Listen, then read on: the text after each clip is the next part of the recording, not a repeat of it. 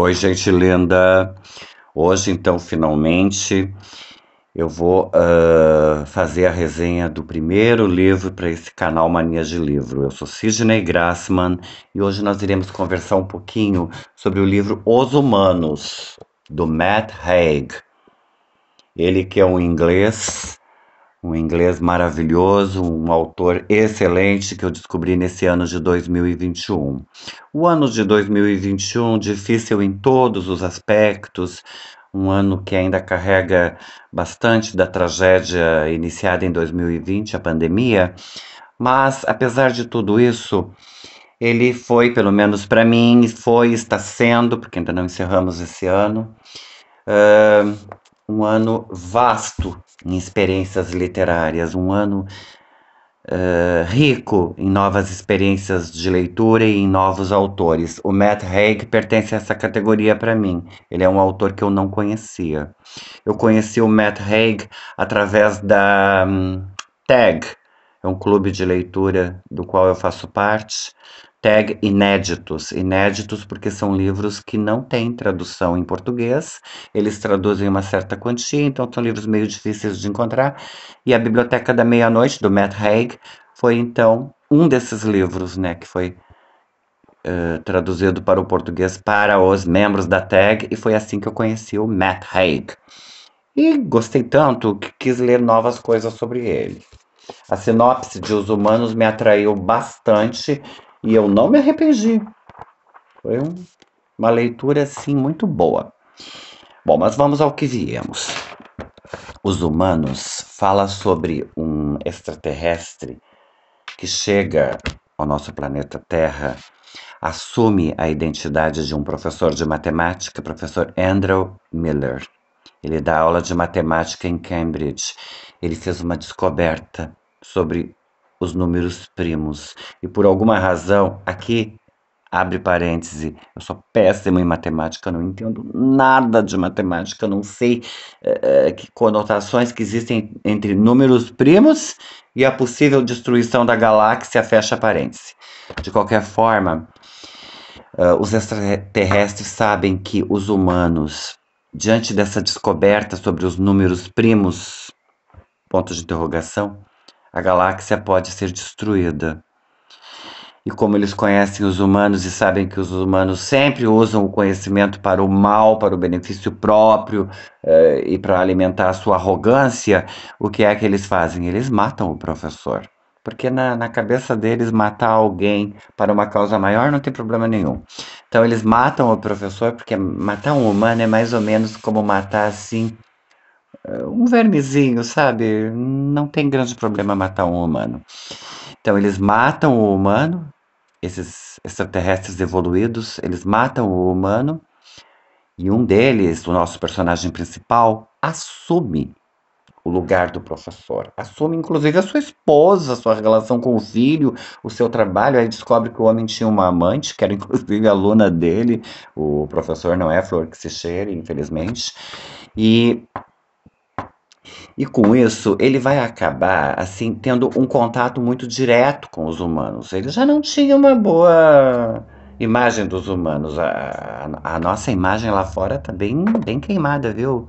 O nosso filme tá meio queimado. Eles não gostam muito dos humanos. Eu também não gostaria se eu estivesse no lugar deles. Mas como eu sou humano, eu acho que eu tenho que ficar meio que quieto, né? Mas vai mostrando assim, esse livro vai mostrando que os humanos têm comportamentos que muitas vezes são bizarros. E o mais incrível é que a gente que vai lendo a história vai se identificando um pouco com aquilo. Sabe? Aquela coisa assim de por que que eu me comporto como eu me comporto, né? Por que fazemos as coisas que fazemos?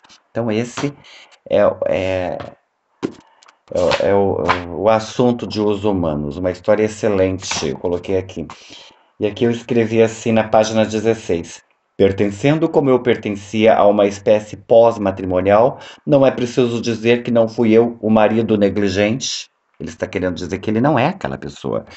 O marido negligente com uma queda por uma das alunas, nem o homem que levava para passear seu Springer Spaniel em inglês, e aí eles chamam o cachorro de uma categoria de divindade doméstica peluda, também conhecida como cachorro, como desculpa para sair de casa. Adorei isso. O cachorro, visto pelos extraterrestres como uma categoria de divindade doméstica peluda. E não é assim que nós tratamos os nossos cães, quase como divindades? Pois é, o nosso extraterrestre, ele chega aqui na Terra, assume a identidade do professor, a sua aparência física, e chega no nosso mundo peladão, sem roupas, porque lá no mundo dele, roupas não são necessárias. Ele custa um pouco a entender que as roupas por aqui são fundamentais. E quando ele chega aqui sem roupa, ele chama muito a atenção. E caminhando ainda numa rodovia movimentada. E as pessoas começam a dizer coisas para ele e a cuspir. E ele acha que o cuspir é então uma espécie de saudação. E daí ele cuspe também em retribuição. E com isso ele vai parar no manicômio, lógico, né? Porque na nossa cultura usar roupas é fundamental. É uma das primeiras reflexões que a gente faz. Né? O quanto a roupa é importante para nós. Nós nascemos nesse mundo sem roupas, mas a primeira coisa que fazem é nos colocar roupas, porque não devemos mostrar nossos corpos. Mas a gente não entende muito bem o porquê desses comportamentos, né?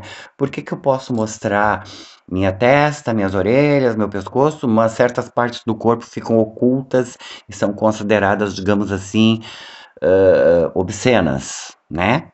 A gente tem isso, a nossa cultura está ligada com isso. Nenhum de nós se sentiria à vontade lá fora sem roupas. Então, esse é um questionamento. E mais tarde ele fala assim: deixa eu ver se eu lembro direitinho como ele fala, que há muitos e muitos e muitos séculos que o ser humano utilizava roupas metafóricas. Ele dá a entender assim que o ser humano é uma coisa, mas ele mostra outra. Ele raramente é ele mesmo.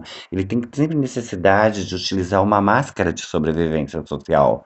E essa máscara de sobrevivência social vai se ampliando à medida em que ele vai crescendo. A criança nasce sem máscaras, ela é ela mesma, mas os pais rapidamente vão educando no sentido de que ela utilize máscaras. Ele faz observações muito interessantes.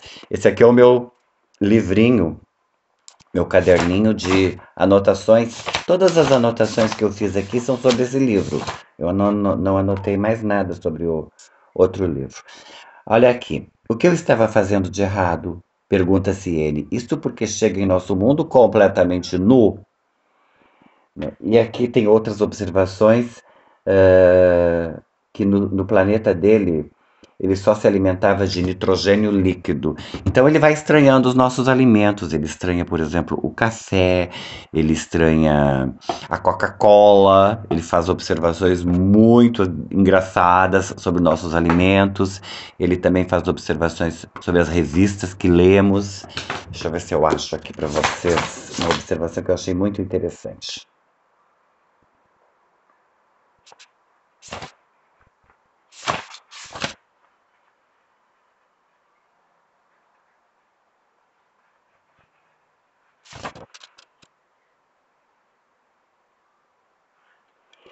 O objetivo principal das revistas é gerar um sentimento de inferioridade no leitor, o que consequentemente o leva a sentir necessidade de comprar alguma coisa, o que ele faz. E então ele se sente ainda pior e sente que precisa comprar outra revista para ver o que vai comprar em seguida. Isso é um pouco sobre o consumismo, né? Que a gente muitas vezes compra, compra, compra e não sabe por que comprou e depois olha para aquilo e fica que nem aquela criança que se rodeia de brinquedos, mas não se sente feliz com eles. Assim somos nós, né? Quase como se quiséssemos compensar alguma coisa. Sabem que eu me tornei um consumidor mais consciente depois que eu li esse livro? Eu comecei a questionar mais o porquê de comprar as coisas que compro.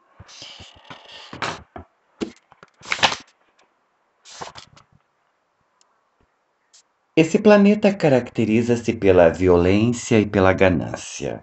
E depois ele fala: se Deus existe, então o que ele é, senão um matemático? No planeta dele, um planeta muito distante chamada Vonadória, que é muito, muito, muito distante. A matemática é a religião deles. Não me pergunte como, mas a matemática é a religião deles. É o que mais importa para eles é a matemática. Por isso que eu acho que esse livro ele vai agradar Filósofos é um livro bom para se usar assim numa aula de filosofia, porque ele traz muito material para reflexão.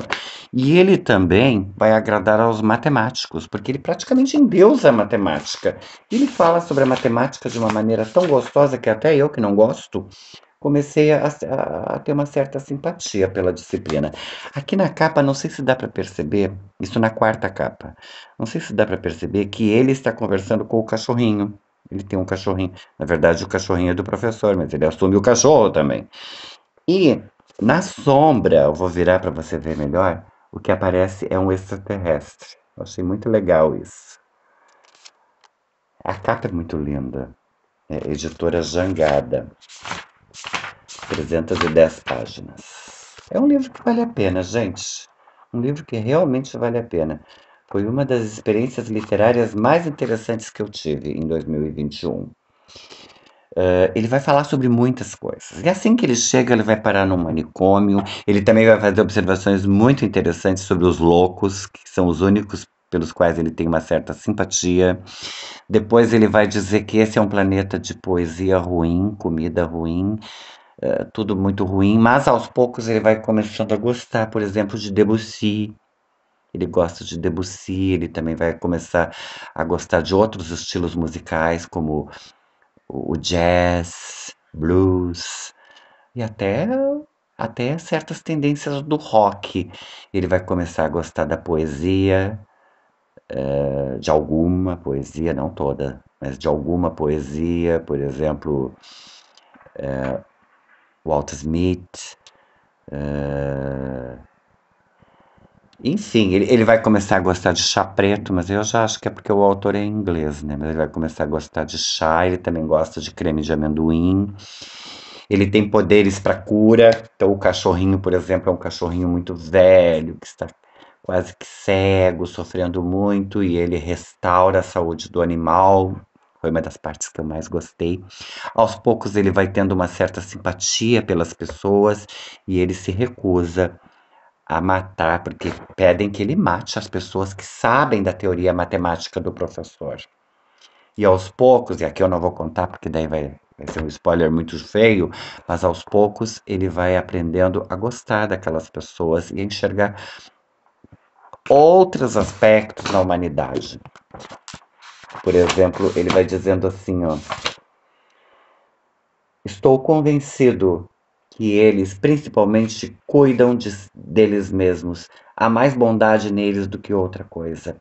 Isso é visto pelos companheiros dele lá de outro planeta, isso é visto como uma traição, né? E aos poucos eles vão vendo o nosso personagem como um inimigo, alguém que está do lado dos humanos, né?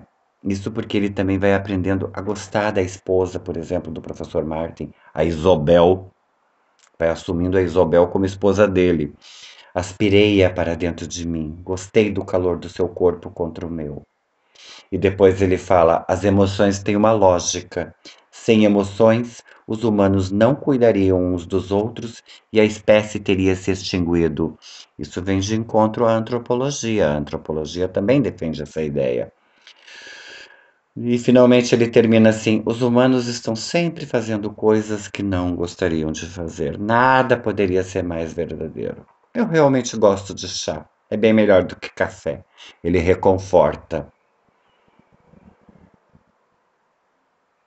Eles existem, eles os humanos, existem simultaneamente em dois mundos, o mundo das aparências e o mundo da verdade.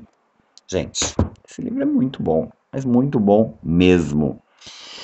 Eu aconselho vocês, aconselho não porque eu não dou conselhos, eu sugiro a vocês que leiam esse livro, vocês não vão se arrepender. É uma leitura leve, é uma leitura que nos faz refletir, eu refleti muito.